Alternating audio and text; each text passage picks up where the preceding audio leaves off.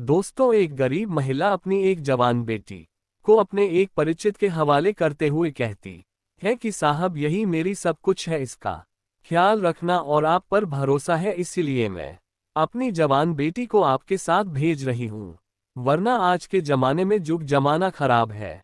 जवान बेटियां घर में ही रहे वही सबसे अच्छा है। फिर वह अपनी बेटी को समझाते हुए कहती है कि जो साहब कहेंगे वह बात मान लेना और इनके साथ जैसा कहेंगे वैसा करना। फिर वह आदमी कहता है कि तुम इसकी चिंता मत करो, मैं इसको ऐसा काम लगवा दूंगा, ऐसी नौकरी लगवा दूंगा कि हर महीने 55,000 रुपये तुम्हें दिया करेगी, तुम इस लड़की का टेंशन मत लो। उसके बाद दोस्तों वह आदमी उस लड़की को लेकर मुंबई चला जाता है, लेकिन दोस्तों उसके दिमाग में उस लड़की के लिए कुछ और ही चल रहा था। दोस्तों, ये बहुत ही भाव कर देने वाली कहानी है। आइए जानते हैं पूरी कहानी लेकिन वीडियो में आगे बढ़ने से पहले बस वही रिक्वेस्ट कि आप वीडियो को लाइक कर दीजिए, चैनल को भी सब्सक्राइब कर लीजिए ताकि मेरा हौसला बढ़ता रहे। दोस्तों, एक कहानी है बिहार के भागलपुर जिले की एक महिला जो कि बहुत गरीब रहती है। उसकी 2 बेटियां होती हैं, एक बड़ी बेटी और एक छोटी बेटी का नाम सालू होता है। उसके अलावा एक 5 साल का बेटा भी होता है। दोस्तों, दाने दाने का मोहताज ये परिवार बहुत परेशान रहता है। लेकिन बगल के गांव में एक आदमी जो कि देन लेन का काम करते थे, मुंबई में उनका कारोबार होता है, वह उनके पास एक दिन कुछ पैसों के लिए जाती है, लेकिन साथ में उस महिला के साथ उनकी जो छोटी बेटी होती है 18-19 साल की शालू, वह भी चली जाती है। दोस्तों, वह आदमी पैसा तो दे देता है, उस आदमी का नाम वीरेंद्र होता है, लेकिन जब उसकी नज़र उनकी लड़की पर पड़ती है तो वह उसे ऊपर से नीचे तक निहारने लगता है और फिर कहता है कि किसकी लड़की है। वो महिला कहती है साहब, मेरी ही लड़की है। तो कहते हैं क्या काम करती है? महिला कहती है क्या क्या काम करेगी, लड़का होता तो कुछ कमा के ही लाता, क्या करेगी, जवान बेटी है, घर में ही रहती है, घर का काम करती है। तो वह कहते हैं इसको तुम मुंबई वगैरह क्यों नहीं भेज देती, ऐसी लड़कियां तो बहुत पैसे वहां पर कमाती है, नौकरी करती है। महिला कहती है किसके पास भेजूं, मेरा कोई रिश्तेदार नहीं, कोई जानकार नहीं, किसके साथ भेजूं? तो वह कहता है कि मेरे ही साथ भेज दो। अब महिला संकोच में पड़ जाती है, कहती है साहब आपके साथ में कैसे भेज दूं? फिर वो कहता है कि क्या हुआ, मेरी भी तो 2 बेटियां हैं, मेरी पत्नी है, मेरा एक बेटा भी है, जहां पर वह लोग रहते हैं वहीं पर यह भी रहेगी, और तुम्हारी गरीबी है, परेशानी है, मजबूरी है, इसका काम लगवा दूंगा, 400 तुम्हें महीने दिया करेगी, तुम्हारा काम हो जाएगा। वह कहती हैं ठीक है। सालू से पूछती हैं कि जाएगी तू मुंबई? दोस्तों, मुंबई के नाम पर खुश हो जाती है, कहती है तुरंत तैयार हो जाती है, कहती हाँ जाऊंगी। अब दोस्तों वो कहती है ठीक है साहब, मैं इसको भेज दूंगी, क्योंकि अब इसका ख्याल आप रखना, क्योंकि यही मेरी बेटी है जो थोड़ी होशियार है। बड़ी बेटी बहुत भोली है, बहुत सीधी है, उसके पास तो अकल ही नहीं है, तो आप जो है इसको लेकर जाएगा। दोस्तों, तमाम तरीके के बातें समझाते हुए घर पे आती है, अपने बड़ी बेटी से पूछती है तो कहती है हाँ ठीक है मम्मी, 2-4 साल कमा लेगी तो मेरी भी शादी हो जाएगी, इसकी भी शादी हो जाएगी, जो भाई है वह भी 2-4 दर्जा पढ़ लेगा, तो उसके बाद हमारी परेशानी दूर हो जाएगी। दोस्तों, 3-4 दिन बाद वो वीरेंद्र जो होते हैं अपने परिवार के साथ मुंबई जाते हैं। उनका बेटा पहले से ही मुंबई में रह रहा था। ये लोग ट्रेन पकड़कर मुंबई के लिए रवाना होते हैं। अब सालू जो है तमाम सपने सजो हुए बहुत खुश होती है कि मुंबई जा रही हूँ, वहां नौकरी करूंगी। दोस्तों, यही सब सोचते हुए वो लोग मुंबई पहुंच जाते हैं। अब मुंबई में खारघर इलाके में उनका घर होता है, बढ़िया सा 2 मंजिले का मकान होता है। ऊपर जो है उनका बेटा रहता था और नीचे 2 बेटियां और पति पत्नी खुद रहते थे। अब जो शालू गई थी, कुल मिलाकर 6 लोग हो गए थे। 2 दिन बड़े आराम से बीतता है। तीसरे दिन से जो शालू है वह घर का सारा काम करने लगती है, झाड़ू पोछा, बर्तन, कपड़े लते, सब कुछ उनका। बहुत ही उन लोगों की बहुत सेवा करती है, इस उम्मीद में कि जितना काम करूंगी, जितना इन लोगों को इम्प्रेस करूंगी, उतना ही ये लोग मेरा बढ़िया कहीं काम लगवा देंगे। लेकिन दोस्तों, 2 महीने बीत गए, 4 महीने बीत गए, उसका का कहीं काम ही नहीं लगा। वो जब पूछती कि मेरा काम लगवा दीजिए। क्या हुआ मेरे काम का? तो वो लोग बोलते कि ढूंढ रहे हैं, जैसे कोई धान का काम मिलेगा वैसे ही तुम्हारा काम लगवा देंगे। अब उनकी जो दोनों बेटियां थी वो तो स्कूल जाती थी, उनकी पत्नी जो है वो घर में रहती थी, कभी कभी बाहर इधर उधर इनसे उनसे मिलने चले जाया करती थी। जो पति होते वीरेंद्र होते हैं वो तो अपना खुद का बिजनेस करते थे, और जो उनका बेटा होता है जो कि ऊपर ही रहता था मंजिल पर, और नीचे कभी कभी आता था, उसका खाना नाश्ता सब वहीं पर चला जाता था। वह एक सीए होता है, एक अच्छी सी कहीं नौकरी करता था, जो कि सुबह जाता था फिर रात को ही घर लौटता था। दोस्तों, ये परिवार थे और उनका सेवा करते करते जब इसको 5-6 महीने बीत जाते हैं, जब सालू बार बार पूछने लगी मेरे काम का क्या हुआ, तो वो लोग दोस्तों झल्ला जाते। उसके ऊपर की पढ़ी लिखी तो है नहीं, तेरे पास अकल ही क्या है, 10वीं 12वीं तो करी नहीं है, कहाँ तेरा काम लगवा दूं, कहीं भी पूछता हूं तो मना कर देते हैं। अब दोस्तों ये सब सुन के वह जो है वह हैरान हो गई कि किस तरीके से ये लोग बात कर रहे हैं। वहां तो मेरी माँ से बड़ी बड़ी बातें किए थे कि जैसी लड़कियां तो वहां जाते ही बहुत पैसा कमाती हैं, तो ये लोग क्यों ऐसा कर रहे हैं, क्यों नहीं मेरा काम लगवा रहे हैं। अब वो सबसे बोलती, उन लड़कियों से भी बोलती जो स्कूल जाती। वो कहती है मेरे से क्या पूछती हो, मुझे क्या पता काम आम कहाँ लगता है। उसकी उनकी माँ से पूछती तो वह माँ जो है डांट देती, कभी कभी 2-4 जो है अपशब्द भी बोल देती था कि बड़ी आई है काम करने वाली, घर के काम कर, जैसे तेरा कहीं काम लगता है वहां लगवा देंगे। अब दोस्तों जब उसके घर से फोन आता, क्योंकि इसके पास तो फोन था नहीं, इन्हीं लोगों के फोन पर आता, तो जब उसको देते बात करने के लिए तो उसके बगल में ही खड़े हो जाते, और अब उनके सामने क्या बात करती, बस वही कहती कि हाँ मम्मी, जैसे ही काम लगेगा ये लोग लगवा देंगे, अच्छे से हूँ, आराम से हूँ, कोई दिक्कत नहीं है। अब उस माँ को भी तसल्ली हो जाती, बस वो यही कहती कि बेटा देख, यहाँ पर तो कुछ है नहीं खाने पीने को हमारे पास, लेकिन कम से कम तू 2 वक्त का खाना तो खा रही है ढंग से, जैसे ही तेरा काम लगेगा तो तैसे हमारी भी परेशानी दूर हो जाएगी। दोस्तों इसी तरीके से चलता रहा और 1 साल बीत गया, उसका कहीं काम नहीं लगा, और उसके ऊपर पूरा जो फैमिली था, पूरा परिवार था, उसी के ऊपर डिपेंड हो जाता है सुबह से लेकर शाम तक। उसको काम ही काम, उसके लिए उस घर में जरा भी आराम नहीं मिलता। एक दिन वह सोचती है कि जो इनका बेटा है चलो उससे पूछती हूँ काम के लिए, हालांकि उसको ऊपर जाना अलाउ नहीं था उसके आसपास भी, उस कमरे के आसपास जिस कमरे में वह रहता था, लेकिन वह फिर भी जब कोई घर में नहीं था तो डरते डरते ऊपर चली जाती है। दरवाजा खटखटा है तो उनका लड़का, जिसका नाम पंकज होता है, अंदर ही बैठ के अपने लैपटॉप पर कुछ कर रहा था। दरवाजा खोलता है, सामने देखता है सालू को तो हैरान हो जाता है, कहता है अरे क्या बात है शालू, आज तुम यहाँ पर कैसे आ गई। तो बोलती है कि आप मेरा नाम भी जानते हैं। कहता क्यों नहीं जानता हूँ, तुम इस घर में रहती हो, तुम्हारे बारे में सब कुछ जानता हूँ। उसके बाद कहता है अच्छा ठीक है, आओ अंदर आओ, बताओ क्या बात है। तो दोस्तों उसके आंखों में आंसू आ जाते हैं, वो रोने लगती है, कहती है कि साहब मैं बहुत मजबूर हूँ, बहुत गरीब हूँ, मेरी माँ है,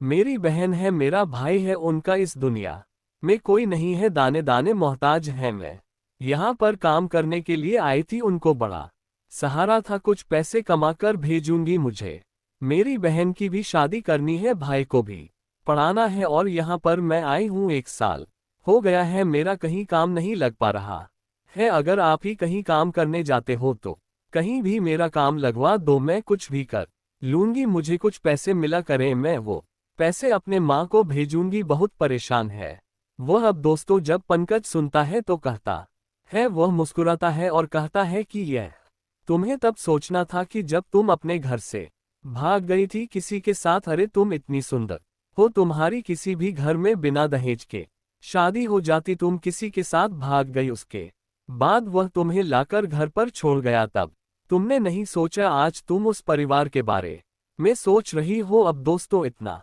सुनते ही जो शालू थी तो हैरान हो जाती है, फूट फूट कर रोने लगती है, कहती है आप क्या बात कर रहे हैं, कहाँ मैं भाग गई थी, किसके साथ भाग गई थी, मेरे को समझ में नहीं आ रहा है। पंकज कहता है जो कि उसको बताया गया था कि ये जो लड़की है ये, बहुत ही कैरेक्टर इसका खराब है, अपने घर में ये भाग जाती है बार बार, और जब किसी के साथ भाग गई तो वो लाके इसको छोड़ गया इसके घर पे, और इसके माँ की, इसके बहन की, इसकी इतनी वहां पर बदनामी हो रही थी कि वो आके हम लोगों का पैर पकड़ने लगे कि मेरी बेटी को कहीं भी ले जाकर रख लो, और हम लोग जो है दया खाकर इसको अपने साथ ले आए हैं, तो ये इसी घर में है। इसका करैक्टर बहुत खराब है और तुम इससे बात मत करना। तो पंकज को तो यही बताया गया था। पंकज सारी बात जब उससे बताता है कि तुम्हारा ये हिस्ट्री है, इतिहास है तुम्हारा दोस्तों, वह बहुत जोर जोर से रोने लगती है, कहती है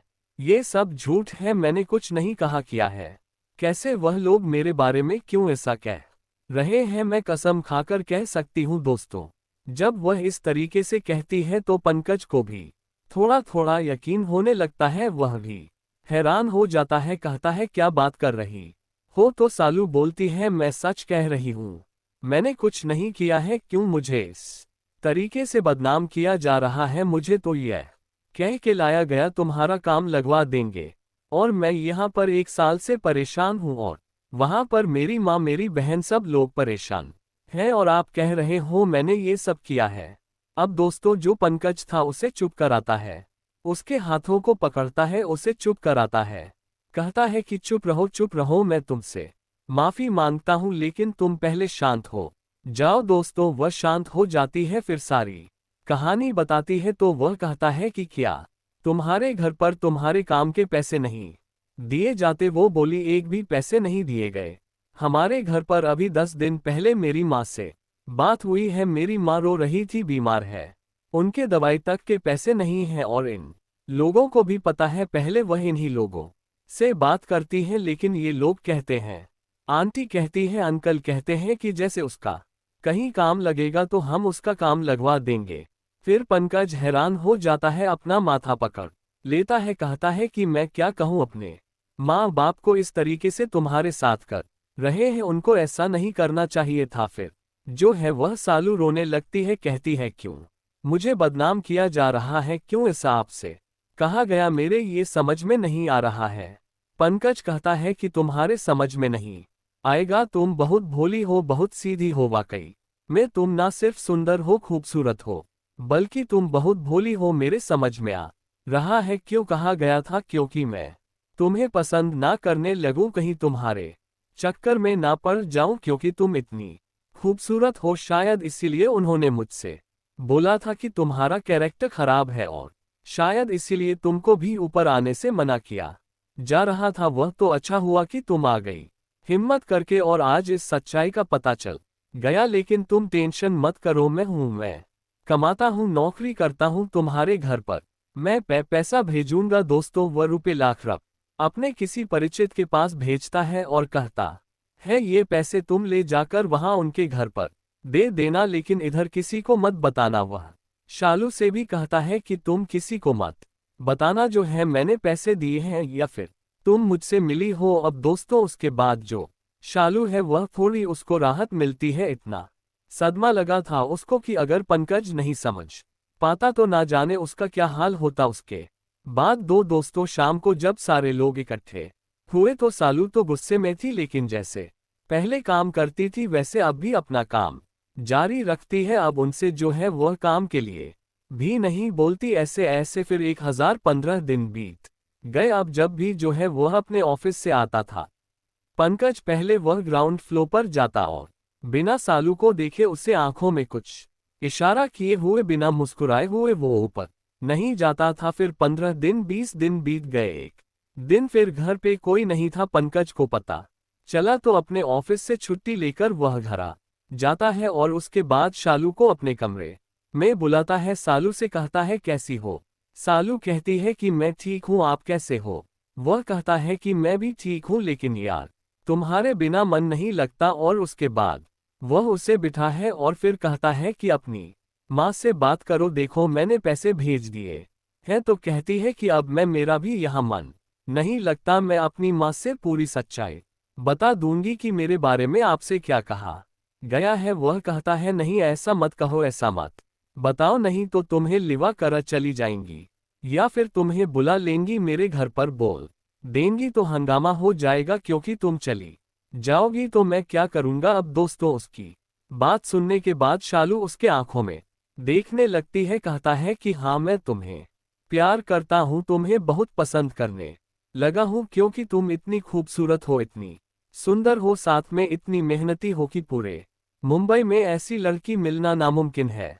क्योंकि मुंबई में जो भी लड़की तुम्हारी जितनी खूबसूरत होगी उसके इतने नखरे होंगे कि अपने हाथ से गिलास पानी भी नहीं पी पाएगी, और तुम तो इतना काम करती हो। तो वो कहती है मैं बहुत सीधी हूँ, मेरे कोई नखरे नहीं है, लेकिन मुझे क्यों बदनाम किया गया, मुझे इस बात का बहुत टेंशन है। वह कहता है कोई बात नहीं, मुझे सारी सच्चाई पता चल गई है, तुम सही हो और तुमसे फ्री में काम करवाने के लिए वो लोग तुम्हें यहाँ लेकर आए हैं क्योंकि तुम्हारे से पहले 3 औरतें यहाँ पर काम करने आती थी, एक झाड़ू पोछा लगाने, एक खाना बनाने, एक कपड़े वगैरह धोने, और हर जो औरत होती थी 101 हज लेती थी।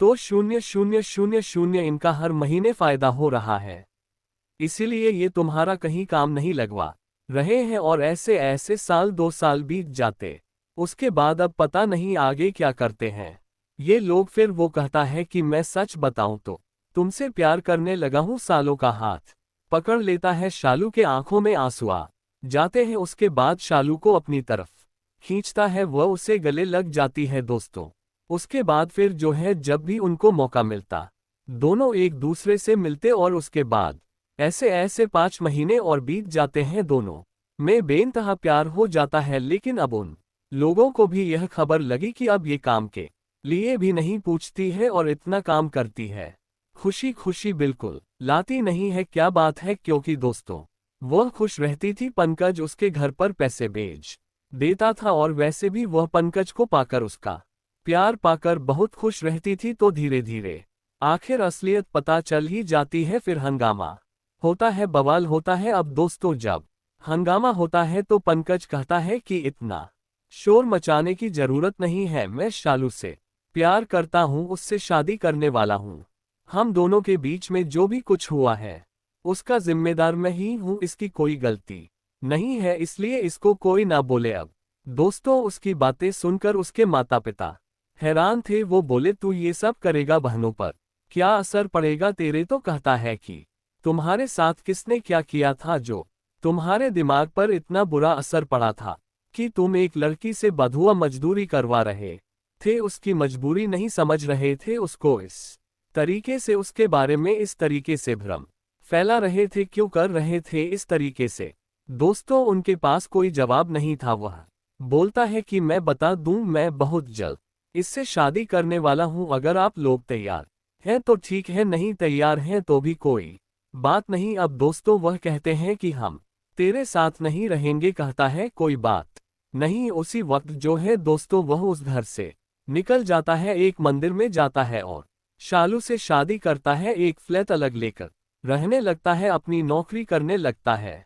शादी के 5 महीने बाद शालू एक बच्चे को जन्म देती है। दोनों पति पत्नी उस बच्चे को देखकर बहुत खुश होते हैं। उसके बाद 2 महीने बाद फिर शालू और पंकज दोनों गांव जाते हैं शालू के माँ के पास। शालू की माँ जो है जब सारा कुछ सुनती है तो दाने मार मार कर रोने लगती है, लेकिन उन्हें इस बात की बहुत खुशी होती है कि पंकज के रूप में उन्हें एक बहुत अच्छा दामाद मिल चुका था, उनकी समस्याएं हल हो चुकी थी। दोस्तों उसके कुछ दिन बाद फिर ये मुंबई आता है और इसके माँ बाप नाराज ही रहते हैं, लेकिन बहनें जो है वो उन दोनों से मिलने जाया करती थी, क्योंकि उन्हें पता था कि उसके भाई ने जो भी कुछ किया है बहुत सही किया है। लेकिन दोस्तों उससे पहले अगर पंकज नहीं उसको सहारा देता तो उससे यूं ही वह लोग बधुआ मजदूरी करवाते रहते और ऐसे ही उसे झांसे में रखते। लेकिन दोस्तों आज उनका बेटा 3 साल का है। शालू और पंकज एक बहुत ही बेहतरीन लाइफ एंजॉय कर रहे हैं। तो दोस्तों ये रही कहानी, आपको कैसी लगी, अच्छी लगी हो तो कमेंट करके जरूर बताएं, और वीडियो को लाइक नहीं किया तो लाइक कर दीजिए, चैनल को सब्सक्राइब कर लीजिए। फिर मिलेंगे अगले वीडियो में, तब तक के लिए जय हिंद।